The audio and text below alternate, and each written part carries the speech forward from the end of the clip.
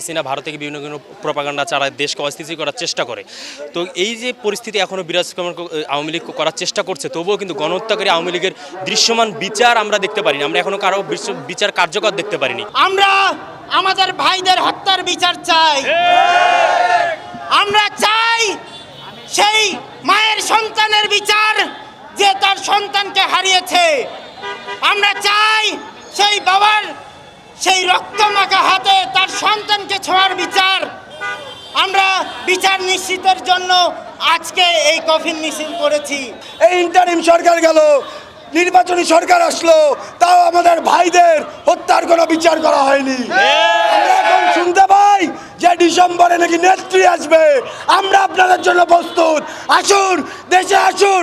এই যে ভ্যানটা দেখতে পাচ্ছেন, এই ভ্যানের মতো আপনাকে ঝুলায় রাখবো। আমরা আপনাকে ঝুলায় রাখবো। শেখ হাসিনার মতো এখন পর্যন্ত যে ফ্যাসিস্ট যে হাজার হাজার ছাত্র জনতাকে এইভাবে হত্যা করেছে, তার বিচারের তার শুধু সে নয়, তার দলের পক্ষে যারা যারা অবস্থান নিয়েছিল সেই সময় তাদের কারো এখন পর্যন্ত সুনিশ্চিত বিচার আমরা এখন পর্যন্ত চাক্ষুষ দেখতে পাইনি। সেই দিক থেকে এবং আমরা অপর দিকে দেখতে পাচ্ছি যে হাদি ভাইয়ের যে বিচারের জন্য আমরা সেই হাদি ভাই যে শহীদ হয়েছেন তারপর থেকে আমরা রাজপথে রয়েছি, কিন্তু তার এখন পর্যন্ত কোনো সুনিশ্চিত দৃষ্টান্তমূলক আমরা কার্যক্রম দেখতে পাইনি। আমাদের ভাইদের রক্তের বদলা আমাদের আহত ভাইদের অঙ্গহানির কসম যতক্ষণ না পর্যন্ত আওয়ামী লীগের শাস্তি নিশ্চিত হচ্ছে ততক্ষণ পর্যন্ত আমরা রাজপথে থাকবো ইনশাআল্লাহ। এখন অনেক কুত্তাদের ভুগতে শোনা যাচ্ছে, তাদের আপা নাকি ডিসেম্বরে ফিরবে। আমরা অপেক্ষায় আছি, আসুক আপনার আপা।